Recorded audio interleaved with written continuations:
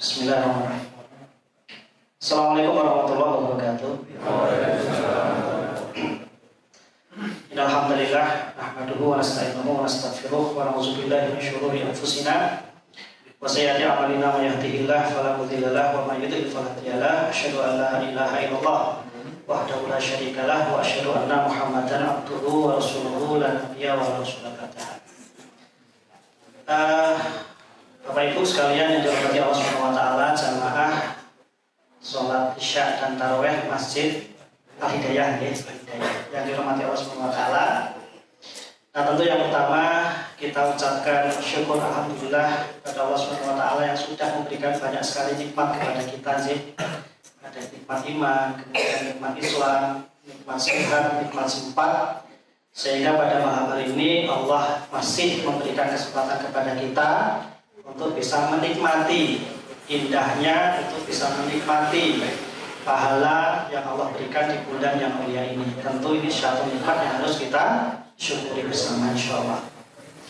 Nah, yang kedua, salawat serta salam semoga senantiasa tercurah dan terlimpah kepada junjungan kita, uswah kita, qudwah kita, Nabi besar Muhammad sallallahu alaihi wasallam, sahabat, dan tentunya insyaallah kepada kita semuanya.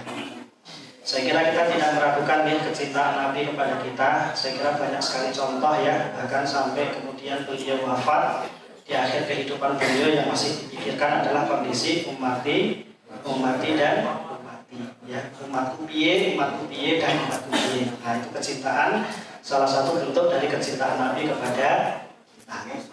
Insyaallah betul sah lama-lama nih. Kita yang kesal nih. Oke, Bapak Ibu yang dirahmati Allah, mungkin saya ingin mengambil satu kisah saja ya, satu kisah dari sahabat. Jadi dari Rasulullah. Jadi suatu ketika Rasulullah itu ketika berkumpul dengan para sahabat, beliau mengatakan, dia berkata kepada para sahabat, wahai para sahabat, nanti kalau ada satu rombongan pasukan yang mendatangi kalian dari arah Yaman, maka carilah satu orang dari pasukan tersebut dan mintalah untuk didoakan dia. Ya, jadi mintalah untuk didoakan oleh dia. Nah, singkat cerita namanya itu adalah Uwais bin Amir, ya, Uwais bin Amir. Jadi Uwais bin Amir ini salah satu tabi'in ya, jadi bukan sahabat. Jadi kategori sahabat dan tabi'in, konon katanya kalau sahabat itu orang yang hidup sejaman dengan Nabi dan bertemu interaksi dengan Nabi, tapi kalau tabi'in itu adalah orang yang hidup sejaman dengan Nabi tetapi tidak pernah bertemu dengan Nabi. Nah, Uwais ini termasuk salah satu tabi'in. Nah, yang menarik adalah kemudian apa yang menjadi amalan Uwais ini sampai kemudian Rasulullah mengabarkan seperti itu, ya, Nah, Bapak Ibu yang dirahmati Allah, Uwais ini salah satu tabi'in yang itu berasal dari salah satu daerah di zaman ya, namanya Qarn. Makanya beliau sering disebut juga sebagai Uwais Al-Qarni, ya, Uwais Al-Qarni. Nah, salah satu yang menarik dari Uwais ini, jadi beliau itu punya seorang ibu, Bapak Ibu. Punya ibu yang sudah lumpuh, sudah tua, dan ngapunten dari sisi ekonomi itu juga tidak begitu baiklah Uwais ini, ya, tidak begitu baik. Nah, singkat cerita, ibunya ini pengen banget untuk melaksanakan ibadah haji. Kalau mungkin dalam bahasa kita, aku pengen nih ya ibadah haji gitu. Padahal kondisi Uwais itu kondisinya itu ya kondisi dalam sisi ekonomi itu dirati kekurangan begitu. Tetapi karena Uwais ini tidak ingin mengecewakan ibundanya, maka yang dilakukan Uwais ini, apa yang beliau lakukan? Jadi beliau itu membeli satu anak kambing, ya, dari kecil itu diasuh.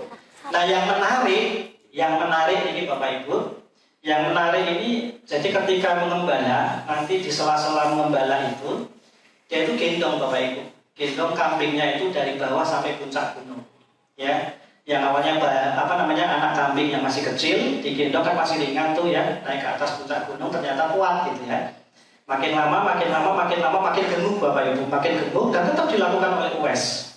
Mungkin kalau di pandangan orang-orang ini ngopo toh ini, ya, ini ngopo toh saja ini. Wedhus kok malah diangkat dari bawah sampai puncak gunung. Padahal di puncak gunung ya nggak ada rumput ya, nggak ada rumput itu.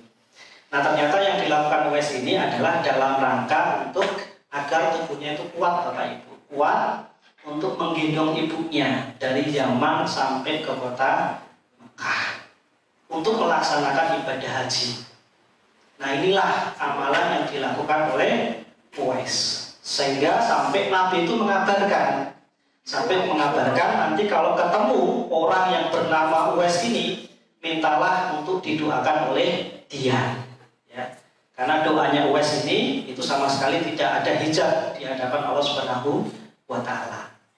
Nah, ini salah satu luar biasa Bapak Ibu hikmah yang bisa kita ambil dari cerita ini, bahwa kemudian bagaimana kita menghormati ibu kita, orang tua kita, ya. Kemudian yang sudah lama mengasuh kita bahagiakan mereka, kita muliakan mereka, itu di hadapan Allah Subhanahu wa Ta'ala itu luar biasa. Ya, luar biasa. Makanya nanti kalau dengan bersami di dalam salah satu ayat di Al-Qur'an, ya, surat Al-Isra ayat yang ke-23, Allah Subhanahu wa Ta'ala berfirman, "Wa qad rabbuka alla ta'budu illa iyyaha." Dan Allah menetapkan bahwa kalian itu jangan menyembah Tuhan selain daripada Allah Subhanahu wa Ta'ala. Kemudian dilanjutkan, wa bil walidaini ihsana, dan berbuat baiklah kepada kedua orang tua kita, ya, kedua orang tua kita. Nah, yang pertama Bapak Ibu, kalau kita perhatikan ayat ini menarik, ya. Mungkin kalau dari sisi linguistik, ya, dari sisi bahasa kok kita nyambung. Di satu sisi Allah menyampaikan kalau kita dilarang untuk menyekutukan Allah, tetapi kemudian disandingkan dengan kita berbuat baik kepada kedua orang tua kita. Mungkin dari sisi bahasa rotok janggal, rotok iskal. Mungkin kalau bahasanya berbuat baiklah kepada manusia dan berbuat baiklah kepada ibu bapak, mungkin masih bisa diterima secara tata bahasa gitu. Tapi kenapa kemudian itu disandingkan dengan kita diperintah oleh Allah untuk tidak menyembah selain daripada Allah Subhanahu wa Ta'ala, itu disandingkan dengan berbuat baik kepada kedua orang tua kita.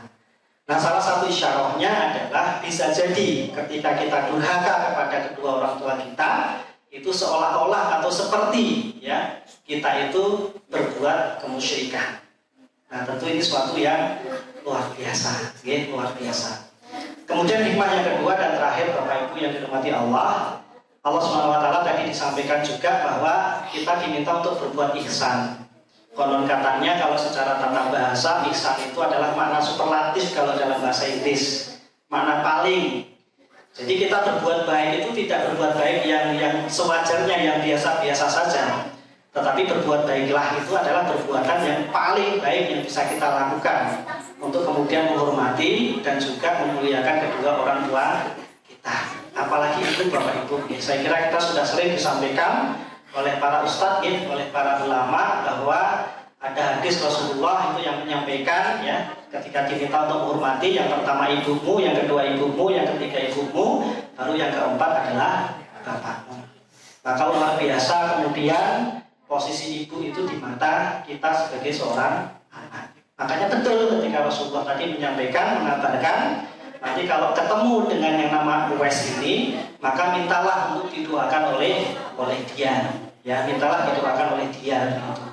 Karena tadi amalan yang dilakukan oleh Uwais Al-Qarni ini. Saya kira itu mawon Bapak Ibu yang dirahmati Allah Subhanahu wa Ta'ala, sedikit tausiah, ya, sedikit ingat untuk kita semuanya, bagaimana kemudian Allah dan Rasulnya itu memerintahkan kepada kita untuk senantiasa berbuat ihsan, berbuat yang terbaik untuk memuliakan kedua orang tua kita. Semoga yang sedikit ini bisa memberikan pengingat untuk saya pribadi dan juga bisa menambah pengingat untuk Bapak Ibu sekalian. Mohon maaf bila banyak kesalahan. Assalamualaikum warahmatullahi wabarakatuh.